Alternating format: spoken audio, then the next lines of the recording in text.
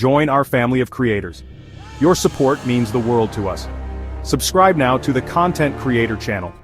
Your support keeps us motivated and helps us bring you fresh, exciting content every week. Hit that subscribe button and be part of our journey. The year 2025 began with a chill in North American trade. President Trump launched aggressive protectionist measures, starting with a sweeping 25% tariff on all foreign-made automobiles in April. The move aimed to shield the U.S. auto industry but sent shockwaves through supply chains, hitting Canada, America's top vehicle supplier, hard. Canadian vehicle exports to the U.S. plummeted 23% in a month, threatening thousands of jobs in Ontario and disrupting decades-old cross-border operations.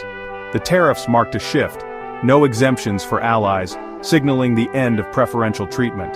The administration's focus was on protecting American jobs and reducing the trade deficit, but it ignored the deep interdependence of modern supply chains.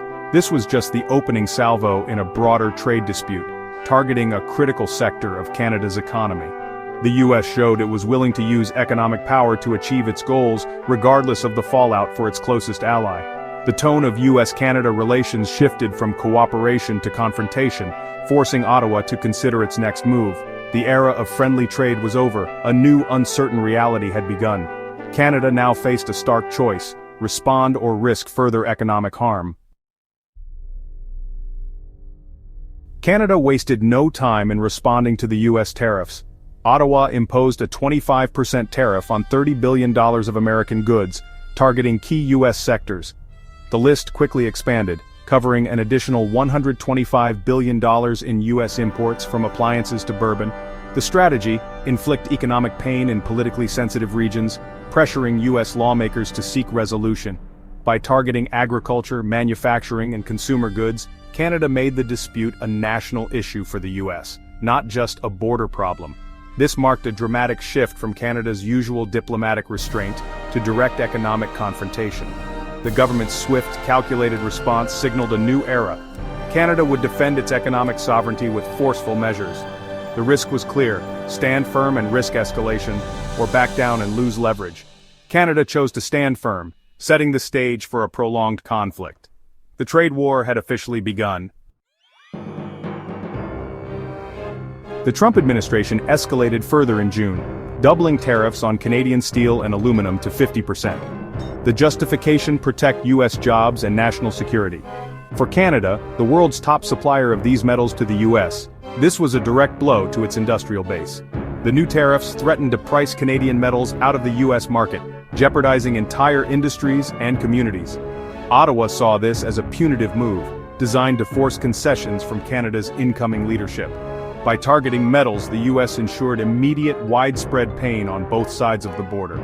The conflict had entered a more aggressive, damaging phase, an economic declaration of war.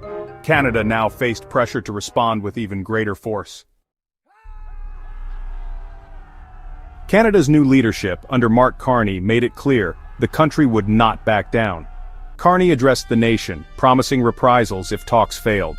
The government explored tougher options, including a 25% tariff on key exports to the U.S., notably steel, aluminum, and electricity. Ontario Premier Doug Ford's proposal to tax electricity exports gained traction, signaling a major strategic shift. U.S. states in the Northeast rely heavily on Canadian hydroelectric power. Disrupting this would create significant problems for American consumers and industries. Ottawa was no longer just reacting, it was preparing a multi-pronged strategy for a drawn-out conflict. The message: Canada was ready to absorb short-term pain to defend its long-term interests. The threat of an electricity tariff became a powerful bargaining chip. Canada's resolve was clear: retaliation would escalate if necessary. The door to diplomacy remained open, but the stakes had never been higher. The trade war sparked a surge of national unity in Canada. Buy Canadian campaigns swept the country, urging citizens to choose domestic products over American imports. Political leaders and labor unions united, demanding a strong response to U.S. protectionism. Provincial liquor boards pulled American spirits from shelves, replacing them with Canadian alternatives, a visible act of defiance. Polls showed 91% of Canadians wanted to reduce economic dependence on the U.S. 68% viewed America more negatively since the dispute began. This groundswell of support gave Ottawa a strong mandate to hold firm in negotiations. The conflict was no longer just economic, it became a matter of national identity and sovereignty. The government now had the public's full backing to stand up to U.S. pressure. Despite rising tensions, diplomatic channels between Ottawa and Washington remained open. Canada's position: pursue a negotiated settlement, but keep severe countermeasures, like the electricity tariff, in reserve. The talks were complicated by global trade disruptions and a slowing world economy, with the World Bank citing U.S. tariffs as a major headwind. Canadian exports to the U.S. had fallen 15.7% since March, contributing to a record trade deficit. The economic toll added urgency, but also reinforced Canada's resolve to protect its core interests. Both sides were engaged, but the threat of further escalation loomed. Canada's leverage rested on its willingness to strike back if talks failed. The outcome would shape not just U.S.-Canada relations, but the global approach to great power competition. The world watched as two close allies navigated a high-stakes standoff. The next move could redefine North American trade for years to come. President Trump's tariffs were the clear catalyst for Canada's retaliation. The trade war began with unilateral U.S. actions, leaving Canada little choice but to respond. Retaliation was necessary to protect Canadian jobs and industries, and to create leverage for serious negotiations. Domestic unity and the Buy Canadian movement gave Ottawa a strong mandate to act. The tariffs became a matter of sovereignty, not just economics. Canada's response was almost inevitable, a reflection of national will and economic necessity. The conflict forced Canada to reassess its relationship with the U.S., proving even close allies will strike back when threatened.